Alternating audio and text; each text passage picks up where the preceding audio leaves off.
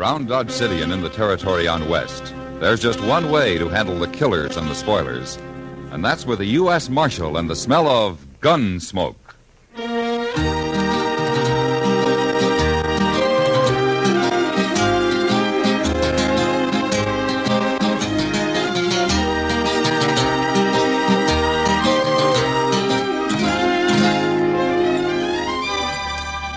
Gunsmoke, starring William Conrad.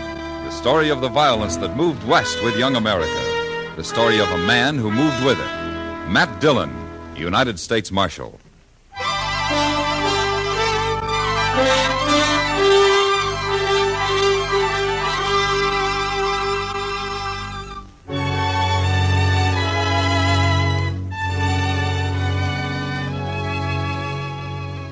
Chester had been helping me with some paperwork after the regular day ended, and we didn't get through until about 10 o'clock.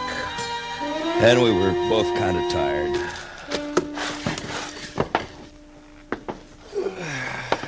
Well, I sure never did think I'd hold out, Mr. Dillon.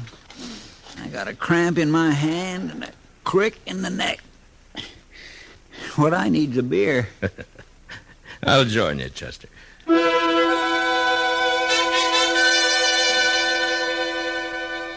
I locked up the office and walked down to the Texas Trail with Chester. I guess the best thing that could be said for the night was that it was still. Not cold, not warm. Somewhere in that between that makes you wish it would be one thing or the other. Or maybe it was because we were tired that it didn't feel right. The bar wasn't crowded, and right off, Kitty came over to our table with beer. I thought she looked kind of worried. Hard day, Matt? Oh, no, nothing much. Oh. I declare, Miss Kitty, this beer tastes darker than usual. New brew, probably, Chester. Yeah, I suppose. Say, Matt, you ever seen the stranger before? The tall one at the bar? Huh? No. My heavens, Mr. Dillon, he is a lofty man, and that's for sure. Look at him stretch out. Yeah. What about him, Kitty? Well, I don't know. Sam gave me the eye a bit ago, just before you came in. Huh? You trying to make trouble? Sam's not sure. Feller's been drinking straight for more than 2 hours, and he doesn't say anything. He just looks like he's getting ready. Maybe waiting for something. Yeah. Is the woman with him? Yeah.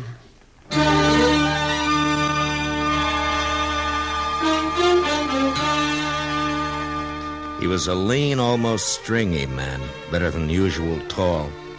And he might have served in the army once because he wore his gun butt forward. As we sat, Chester and me, drinking our beer, he turned around a couple of times and looked at the door. I never saw a man with eyes as gray or with a skin to his face so dry and tough you'd swear you could get sparks off it with a flint. The woman standing next to him talked loud and often, but he didn't appear to be listening much. It was like Kitty said, he was waiting. About an hour went by, and the place began to quiet down. Most of the men drifted out to wherever their way was taking them.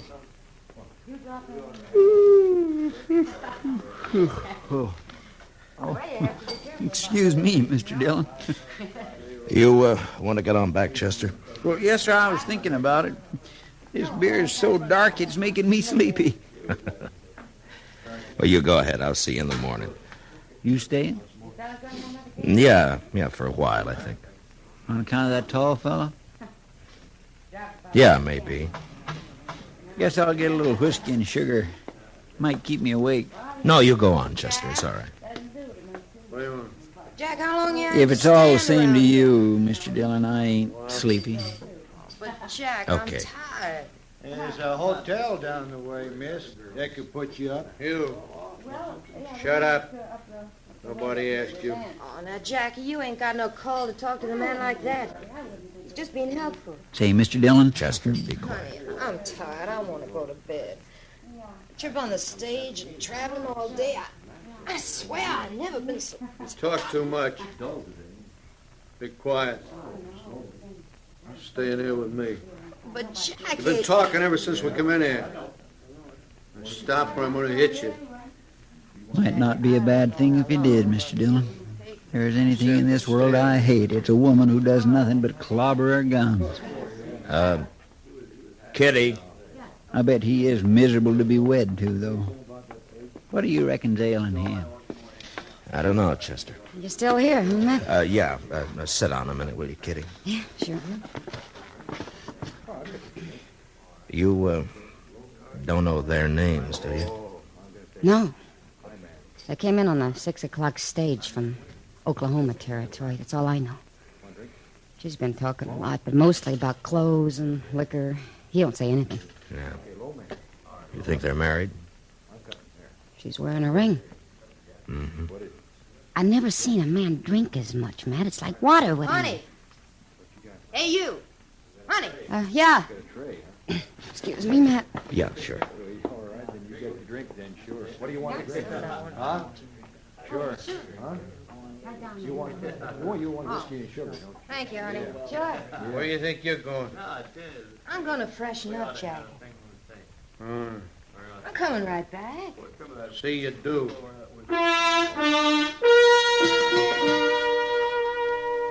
The woman had just got out of sight when we heard the horses coming down the street outside. There were only 6 of us left in the place. Sam, Kitty, Chester, and me, the stranger at the bar, and a cowboy sleeping it off at a table across the room. The tall man called Jack, with the sound of the horses, turned to the door, and there was a gun in his hand. You fellas at the table, get up. Come over here. Well,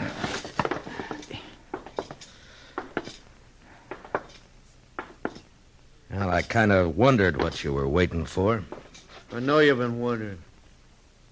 That's why you've been hanging around. I don't want no trouble with you. Stay out of the way, you won't get hurt. Don't you put your gun away, mister. Don't bother me. There's trouble coming through that door any minute. Put it back. I don't allow gunplay in Dodge. What you allow ain't up to you now, mister. If you're in trouble, it's my job to protect you and your wife. This is private trouble. If you want part of it, I'll give it to you right now. In the belly. Jack, they're here, outside. Yeah, I know. We can get out the back. I ain't running no more. You either. Come on, get behind the bar. Yeah, honey. You 2 fellas unhitch your belts. Leave them lay where they fall. Go on. Honey, you give me a gun, will you? I'll give you one. Wait a minute. Okay. Now you 2 get around behind the bar. All right. At the end. You and the lady. Well, listen, you can't shoot up this place. Sam, do what he says. Chester and I did as we were told and got behind the bar along with Kitty and Sam. The tall man picked up our guns and tossed one to the woman and then dropped the others beside him on the floor. And then we waited. All of us behind the bar, except for the cowboy drunk asleep at the table. You only had that mirror in for a month. It's going to be busted for sure. Honey, we should have kept going. Got the train in the morning further west. We'd had to stop somewhere. This is as good a place as any. Listen, mister, I'm going over and get the boy sleeping at the table there. He's going to get hurt. You move an inch from where you're at and I'll shoot you. Now shut up, all of you. I hear him out there. Yeah. Start shooting when that door swings in. Mr. Dillon, Stay down, Kitty. Don't worry, Matt. Stopped off in Dodge. They'll be in a saloon. True. Oh, I know, Barrow. Well, come on. Might as well start looking in here. Yeah, okay. Let's do it a drink. Darren?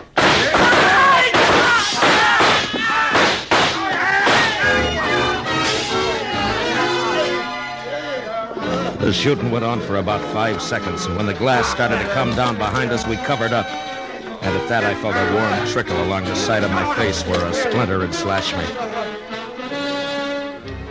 There wasn't anybody behind the bar hurt beyond a scratch or two from the glass. But out there by the door and sprawled out beyond onto the walk were 4 men.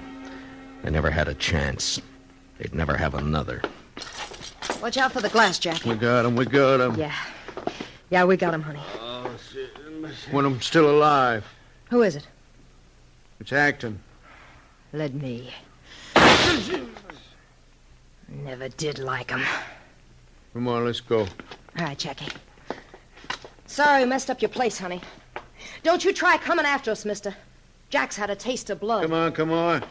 Jackie, we're gonna have to ride now? Yeah. Oh, honey, I'm tired. Take it easy later.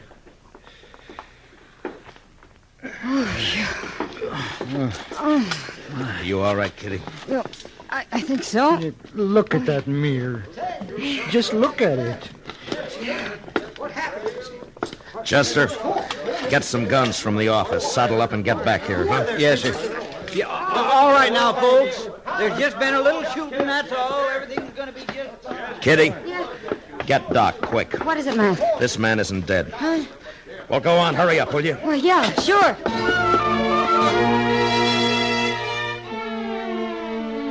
She ran out into the night for Doc. And I stayed in the Texas Trail watching the life flow out of the bullet hole in the chest of the man the killers had called Acton.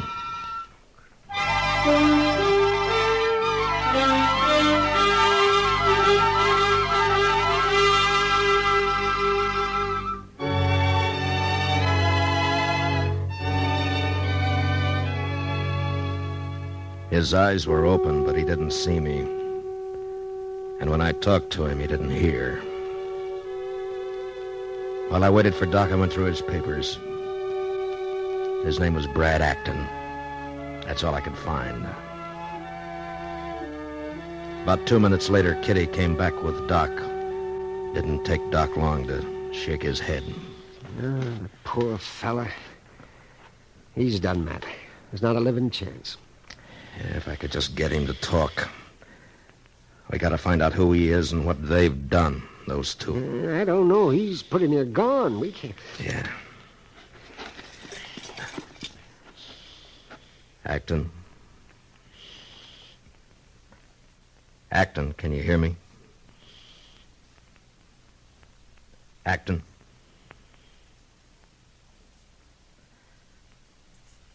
Acton. Acton, that fella, Jack Farrow. He and the woman. What did they do? Oh, there's no use. Matt, he Acton. can't say nothing. Now listen to me, Acton. Matt. Acton, who are they? Why did they shoot you? He's trying, the poor devil. He just Come on, can't... come on. Now you're wasting time. I gotta get after him. Now what did they do? I'm dying. I'm dying. We've all gotta die. Oh, Matt. That ain't kindly, mister. Now I want you to wake up. You hear what I'm saying? Yeah. I hear you. If I was on my feet... Now listen to me. Farrow. I heard you call him Farrow. And the woman. Now what about him? Why did you come gunning for him? Yeah, had it coming. Why? What did they do? It don't matter now. It matters. If you're gonna die, get it off yourself. Now, come on. You and your pals there. If you did nothing wrong, you'll die more comfortable. Oh, Matt, let him be. It's not Matt, fair. don't. What about it, Acton? Matt, now you That's can't... enough, Doc! Acton!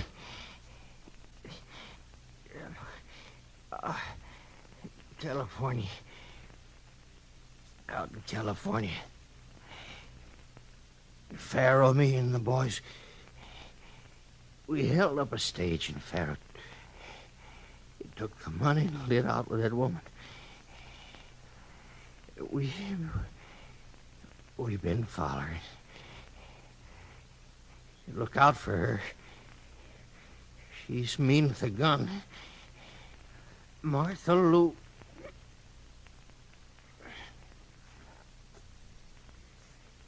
Yeah, he's gone, Matt. Yeah. I guess you had to do it that way, Matt. But But what? nothing. All set, Mr. Dillon? All right, Chester. You going after him, Matt? Why not? They done murder, haven't they?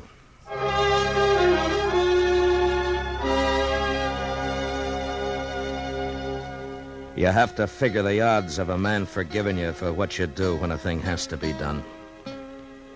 And then you split the difference, and depending on the reasons for doing it, you feel better or worse. I had to do what I did because I had to find out about them. But it didn't help. Even if he was a gunman, I'd given no peace to a dying man. And for that he had to die harder. A man a long way from home.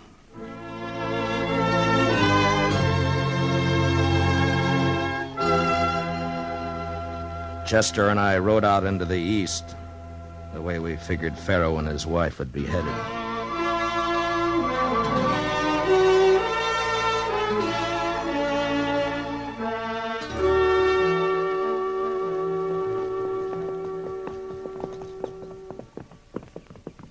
Sun's coming up, Mr. Dillon. I got eyes. Yes, sir.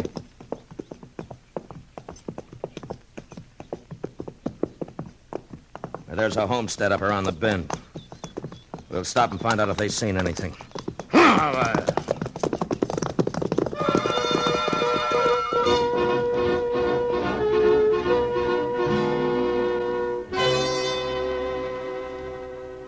No more than a half hour ago, Marshal. I was fixing to fetch some water when I heard 'em. They stopped, huh? Yeah, the woman looked tuckered out. Never see a woman with all them skirts ride the way she did. It was some picture. How long did they stay? 5 minutes, maybe. Wife had some coffee, and they drank it, scalding, and then took off. Headed east? Yeah. They wanted to know how far to Kinsley, or maybe they wanted to know the next station, and I told them Kinsley. I don't know. Santa Fe's due in there for Hutchinson about 8. They do something wrong, Marshal? Just 4 murders back in Dodge. Come on, Chester. The Farrows had enough start on us that if they got the train in Kinsley before we caught up, we'd have to use the telegraph and hope they could be stopped further down the line. With killers like that, there'd be a lot of shooting. And I figured it was my job to be there when it happened. We rode hard. It lacked a couple of minutes before 8 when we saw the smoke of the engine. We still had a couple of miles to go to reach the station, and she was moving out when we got there. I swung aboard and held out a hand for Chester. My, running like that give me a stitch in the side. And the puffs. Take it easy, Chester. I sure wish we'd have had time to find out if they's on this train, Mr. Dillon. If they ain't, we've lost them good. Oh, we'll see. Now, look, there's a lot of people in those cars up ahead. The Farrows see us, and they're going to start shooting. And I don't want that. So go slow. If we see them first, get out of sight. We'll wait until they get off the train. Yes, sir. Okay. No, Chester, put away the gun. No shooting on the train. Yes, Mr. Dillon. We started from the last car and moved up. That way they wouldn't see us first. I hoped we could get them without any gunplay at all. Mostly for folks who would get hurt. But I didn't have any stomach for shooting a woman, even if she was a killer. We got to the 3rd car when Chester spotted them. There they are, Mr. Dillon. All right, get back. Okay, we'll just stay here. Conductor's coming this way. Good. Well, howdy, Marshal. Mr. Heinsohn? You on a pleasure ride or business? Business, Mr. Heinz. That couple, they're in the fifth seat from the front. The tall gent? Yeah, and the woman. Yeah, I wondered about them when they got on. Sure are a funny pair. She looks plumb wore out. They both done murder. Oh, Marshal, there's kids in the car. I want to get them without any shooting. As long as they don't see us, it'll be all right. Now, where's your next stop? About 30 miles down the line. Yeah. Well, we'll try to figure something out. I hope you can, Marshal. The train rolled on. I saw Miss Farah take a kid on her lap, play with it. And the mother in the next seat looked on with fond eyes. I wonder what she would have said if she knew. Jack Farah just looked out the window. We didn't make a move at the next stop. 2 men got off, and there were still some 20 people left in the car besides the killers. About 15 miles beyond, the train pulled up again. I could see a big herd of cattle crossing the tracks. It was going to take a few minutes. Mr. Heinsohn came down the aisle to the platform where we were standing. Hey, Marshal, I got an idea. See what you think. Yeah? We'll be about 10 minutes waiting until that herd gets across.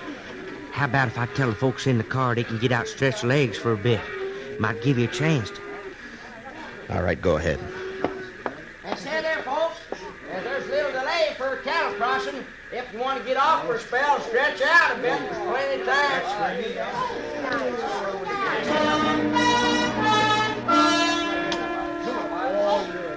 We watched. Slowly, one at a time, they made up their minds. The women glad to let the kids work off steam. The men to size up strange land or somebody else's herd. And they straggled out. There was one old couple that wouldn't move, though. And I saw Mr. Heinsohn making an eye and a shrug at me. And then they changed their minds and hobbled off. And I'd left the car empty except for the Farahs, Chester, Mr. Heinsohn, and me. That's your deal, Marshal. Lucky they didn't decide to get off. I didn't think they would. All right, go ahead, Mr. Heinsohn, and get those people down the line a bit, huh? Yes, sir. All right, Chester.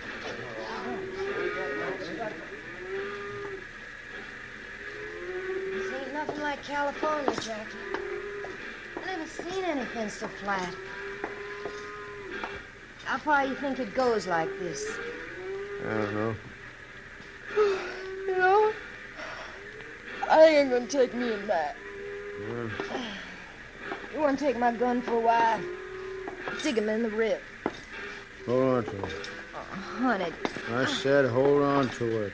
All right, get your hands up, both of you high, and don't turn around. But she must have had her gun already in her hand, wanting to give it to Farah to hold. She was fast. 1 minute she was upright in the seat, and then she was gone. Firing at us from behind the seat.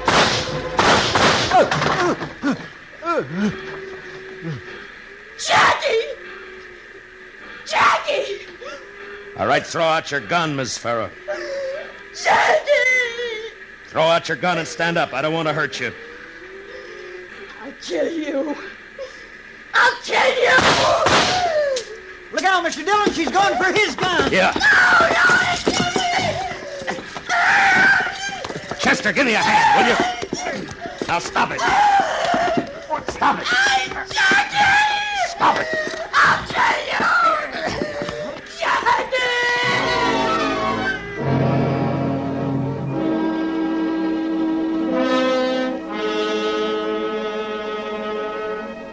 She was like a crazy woman.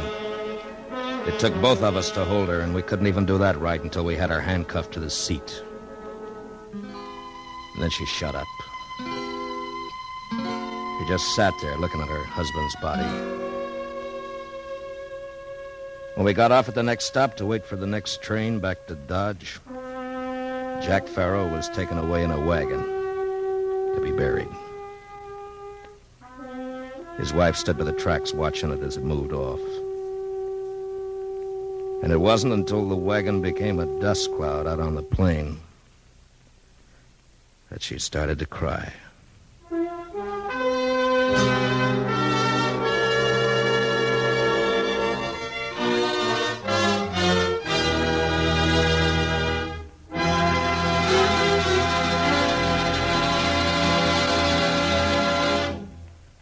Gunsmoke, under the direction of Norman MacDonald, stars William Conrad as Matt Dillon, U.S. Marshal. Tonight's story was specially written for Gunsmoke by Anthony Ellis, with music composed and conducted by Rex Corey. Featured in the cast were Michael Ann Barrett and Tom Tully, with John Daner, Lawrence Dobkin, and Jack Crucian. Parley Bear is Chester, Howard McNear is Doc, and Georgia Ellis is Kitty. Gunsmoke is heard by our troops overseas through the facilities of the Armed Forces Radio Service. Join us again next week as Matt Dillon, U.S. Marshal, fights to bring law and order out of the wild violence of the West in Gunsmoke.